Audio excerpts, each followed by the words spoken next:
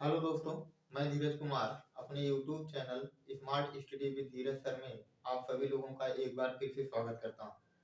दोस्तों, हम लोग विश्व का भूगोल पढ़ रहे थे और विश्व के भूगोल के तहत हम लोग सौरमंडल के बारे में चर्चा कर रहे थे। हमने सौरमंडल के बारे में विस्तार पूर्वक एक एक बातों के बारे में चर्चा किया है और अगर आप हमारे इस लेक्चर में नए हैं तो हमारे पिछले वीडियो में जाकर के देखेंगे, एक एक बात क्रम से आपको अच्छे से मिल जाएगा। दोस्तों, आज हम लोग सौर मंडल के बारे में चर्चा करेंगे। जहां तक हमने पढ़ा दिया था और हमें पता है, हम पृथ्वी तक चर्चा कर दिए थे, यानी कि पृथ्वी ग्रह के बारे में हम अच्छे से बता दिए थे। आज दोस्तों हम लोग चर्चा करेंगे मंगल ग्रह के बारे में। मंगल ग्रह के बारे में देखेंगे, मंगल ग्रह की क्या विशेषता है और ध्यान देंगे किस तरह से। यहाँ पर ध्यान दीजिएगा, कह सकते हैं इसको लाल ग्रह क्यों कहा जाता है, क्यों इसको युद्ध का कह सकते हैं, एक प्रकार से देवता कहा जाता है।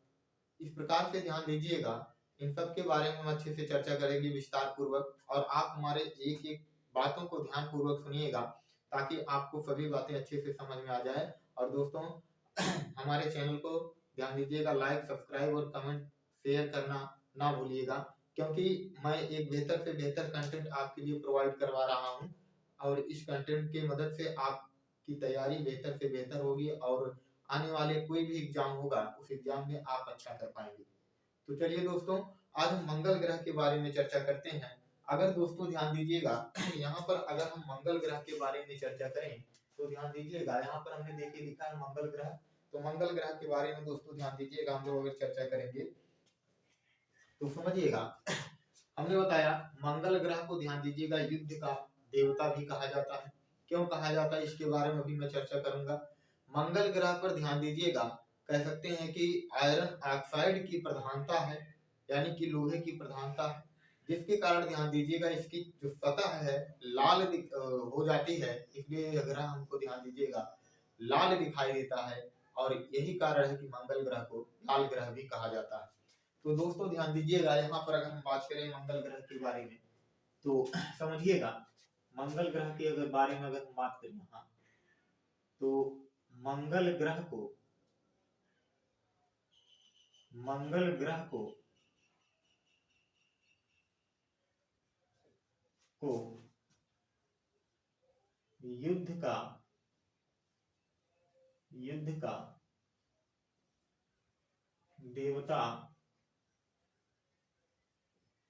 कहा जाता है। मंगल ग्रह को युद्ध का देवता कहा जाता है।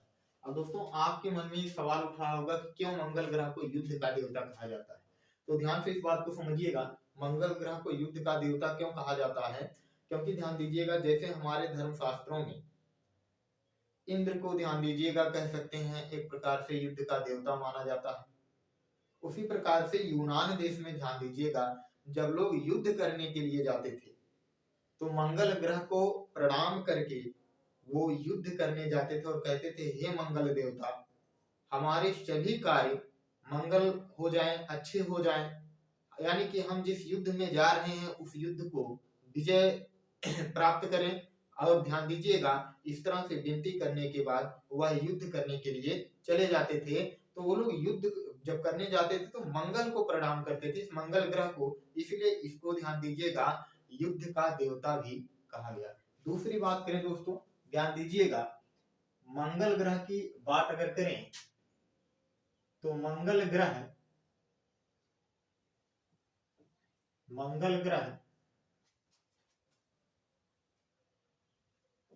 एकमात्र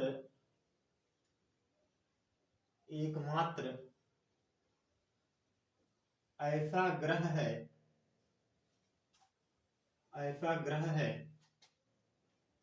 जिस पर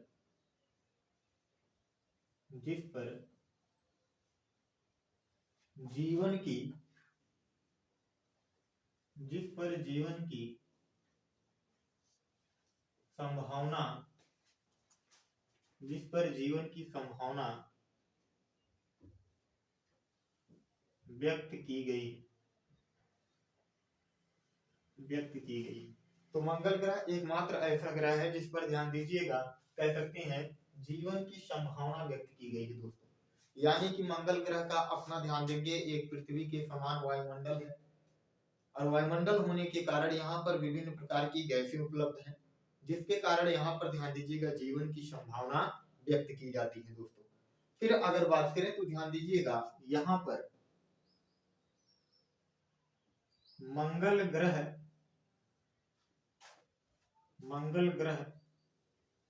की चट्टानों पर आयरन ऑक्साइड, जिसको हम लोहा कहते हैं दोस्तों, फेरस ऑक्साइड, जिसको हम क्या कहते हैं, लोहा, आयरन ऑक्साइड की प्रधानता है,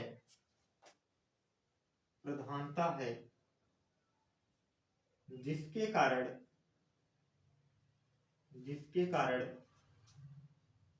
यह हमें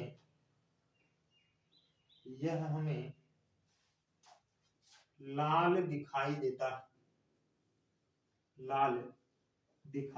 है, जिसके कारण दोस्तों यह हमें लाल दिखाई देता है। अतः इसे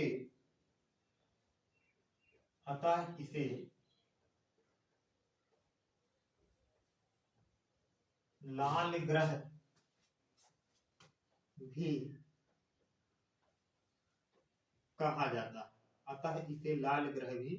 कहा जाता है। तो दोस्तों ध्यान दीजिएगा, एक एक बातों को अच्छे से समझिएगा। फिर मंगल ग्रह के बारे में चर्चा करें दोस्तों, तो ध्यान दीजिएगा मंगल ग्रह के बारे में फिर चर्चा करें तो मंगल ग्रह का ध्यान दीजिएगा, मंगल ग्रह के दो उपग्रह हैं, एक का नाम है फोबोस और डीमोस। और डीमोस की बात करें दोस्तों तो डीमोस जो है कह सकते हैं पूरे सौरमंडल का सबसे छोटा, फिर से सुनिएगा, जो डीमोस है सौरमंडल का सबसे छोटा उपग्रह माना जाता है। तो आइए इनके बारे में भी हम लिख देते हैं, यहाँ पर लिखें मंगल ग्रह के दो उपग्रह हैं, मंगल ग्रह के दो उपग्रह हैं। ये दोनों उपग्रह कौन कौन से हैं देखिएगा, बात करें अगर तो पहला है फोबोस है, और दूसरा है दोस्तों डीमोस। अगर हम यहाँ पर बात करें तो देखिएगा एक पॉइंट यहाँ पर हम बता दें, डीमोस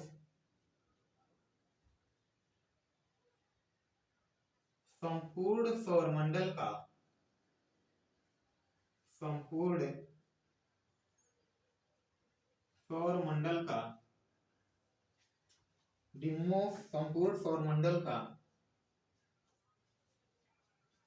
सबसे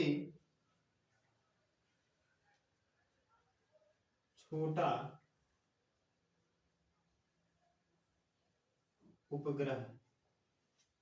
तो दोस्तों ध्यान दीजिएगा डीमोस जो है संपूर्ण सौरमंडल का सबसे छोटा उपग्रह है। इतनी बात आपको अच्छे से समझ में आ गई होगी दोस्तों। इसका आप जल्दी से स्क्रीनशॉट लेंगे, फिर आगे और हम चर्चा करते हैं। जल्दी स्क्रीनशॉट लीजिए।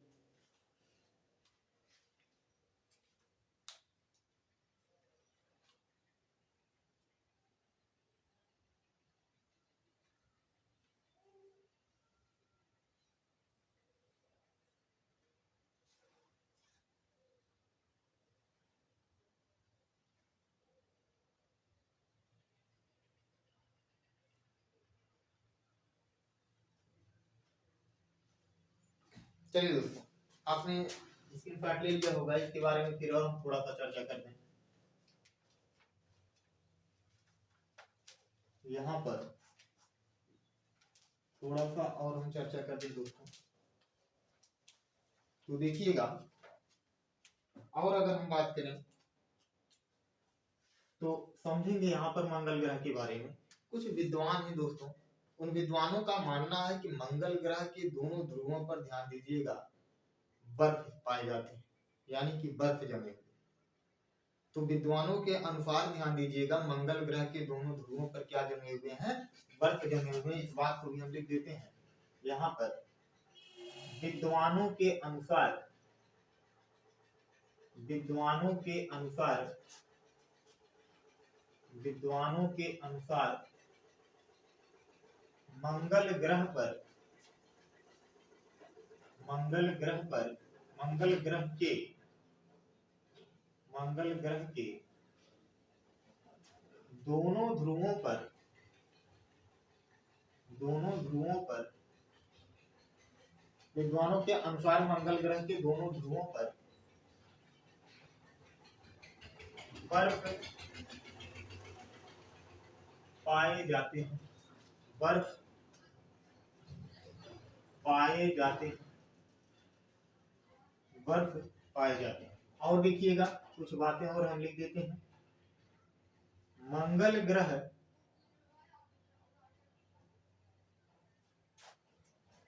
अपने अक्ष पर, अक्ष मतलब धुरी, अपने अक्ष पर, अपने अक्ष पर 25 डिग्री झुका है, 25 डिग्री झुका है, 25 डिग्री झुका है। इस झुकाव के कारण, इस झुकाव के कारण, इस झुकाव के कारण यहाँ पर, यहाँ पर ऋतु परिवर्तन पाया जाता, ऋतु परिवर्तन पाया जाता है। यह भी बात हो गया मंगल ग्रह के बारे में। और एक बात है, मंगल ग्रह, मंगल ग्रह का अपना, का अपना वायुमंडल है, अपना वायुमंडल है। तो दोस्तों मंगल ग्रह का ध्यान दीजिएगा, अपना वायुमंडल है। और एक चीज जानिएगा, मंगल ग्रह, मंगल ग्रह पर दिन रात की अवधि, दिन रात की अवधि, अवधि लगभग पृथ्वी के समान है, लगभग पृथ्वी के समान। तो दोस्तों अगर हम बात करें इसका परिभ्रमण या घूर्णन काल कितना, परिभ्रमण काल या इसी को कहा जाता है दोस्तों घूर्णन काल। इसी को क्या कहा जाता है, घूर्णन काल कहा जाता है। और एक बात और करेंगे, इसका परिक्रमण काल कितना, परिक्रमण काल कितना है इसका, जिसको हम वार्षिक गति भी कहते हैं, वार्षिक गति भी। ये दोनों पॉइंट अगर हम देखें दोस्तों तो इसका कितना है, ध्यान दीजिएगा। अगर इसके हम वार्षिक गति की बात करें तो इसका जो वार्षिक गति है दोस्तों समझिएगा, ये मंगल ग्रह की बात करें, अगर मंगल ग्रह का जो ये परिक्रमण काल है, वार्षिक गति है, ध्यान दीजिएगा इसका वार्षिक गति 685 दिन है। कितना है दोस्तों, तो 685 दिन है। और परिभ्रमण काल ध्यान दीजिएगा 24 घंटे 39 मिनट का है, 24 घंटे 39 मिनट का है। तो यहाँ पर हम आपको बता दें, ध्यान दीजिएगा इसका परिभ्रमण काल कितना है, तो इसको समझिएगा। परिभ्रमण काल है 24 घंटे 39 मिनट। यानी कि दोस्तों यह ध्यान दीजिएगा, जो ये मान लीजिए कोई सतह है और ये जो बिंदु पर, जिस बिंदु पर ये स्थित है, ये इसी पर नाच रहा, ये अपनी धुरी पर नाच रहा, अपनी अक्ष पर नाच रहा। तो समझिएगा, देखिएगा यहां से लेकर के ऐसे यहां तक एक चक्कर पूरा करने में इसको ऐसे कितना समय लगता है मंगल ग्रह को? 24 घंटे 39 मिनट, जबकि पृथ्वी का कितना लगता था? 24 घंटे लगता था। तो इसी गति के कारण, परिभ्रमण गति के कारण दिन और रात होता है। और ध्यान दीजिएगा, समझेंगे यहाँ पर। और इसका जो कह सकते हैं दिन रात की अवधि है 24 घंटे 39 मिनट की। वार्षिक गति की बात करें तो वार्षिक गति का जो समय है 685 दिन, यानी कि मान लेते हैं ये सूर्य है और ये ध्यान देंगे मंगल ग्रह। तो मंगल ग्रह मान लीजिए यहाँ से गति करना प्रारंभ किया, ऐसे इस सूर्य का ऐसे चक्कर लगाया, ऐसे लगाते लगाते यहाँ तक आने में, फिर इसको इस बिंदु पर आने में दोस्तों कितना समय लग जाता है? 685 दिन का लग जाता है। इसीलिए इसका परिक्रमण काल या परिक्रमण गति या वार्षिक गति कितना है? 685 दिन। मंगल ग्रह पर ध्यान दीजिएगा, कह सकते हैं कि कुछ विशालकाय, ध्यान दीजिएगा, पर्वत पाए जाते हैं। उसमें से एक पर्वत है निक्स ओलंपिया। कौन सा पर्वत है दोस्तों? निक्स ओलंपिया। ध्यान दीजिएगा, यह निक्स ओलंपिया जो है पर्वत कहा जाता है माउंट एवरेस्ट का 3 गुना, ध्यान दीजिएगा दोस्तों, माउंट एवरेस्ट का 3 गुना ध्यान दीजिएगा ऊंचा है।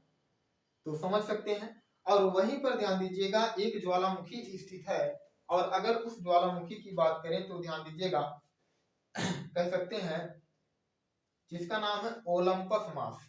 ठीक, ओलंपस मास ज्वालामुखी है, वो भी ध्यान दीजिएगा सक्रिय ज्वालामुखी है, जो सौरमंडल का सबसे सक्रिय ज्वालामुखी माना जाता है।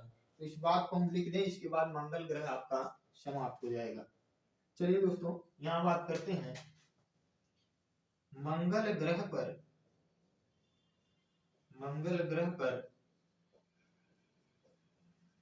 निक्स ओलंपिया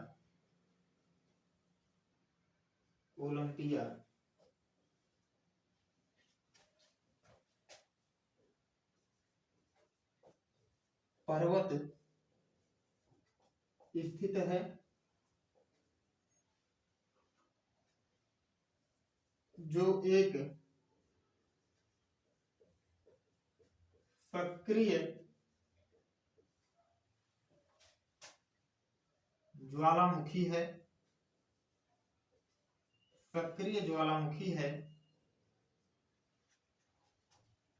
यह सौरमंडल का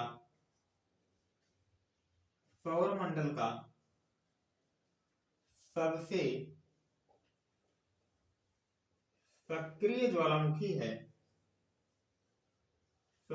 सक्रिय ज्वालामुखी है, जो माउंट एवरेस्ट चोटी से 3 गुना ऊंचा है, 3 गुना ऊंचा। तो दोस्तों, ये था मंगल ग्रह के बारे में, जो हमने एक एक बातों को बहुत अच्छे से समझाने का प्रयास किया और बताने का प्रयास किया है। तो मंगल ग्रह आपका ये कंप्लीट हुआ। जल्दी से आप इसका स्क्रीनशॉट लीजिए, फिर हम बृहस्पति के बारे में चर्चा करते हैं।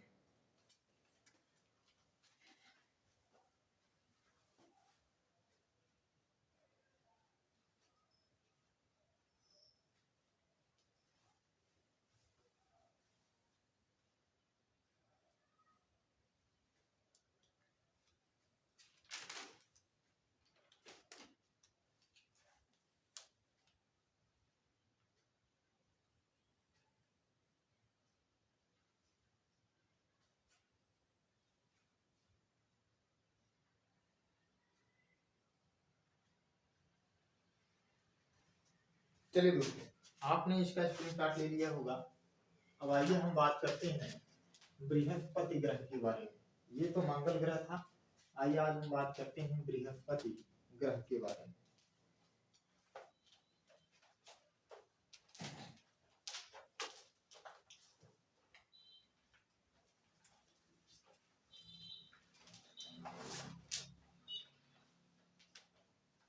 चलिए हम बात करते हैं थोड़ा सा बृहस्पति ग्रह के बारे में, जिसको हम कहते हैं जुपिटर।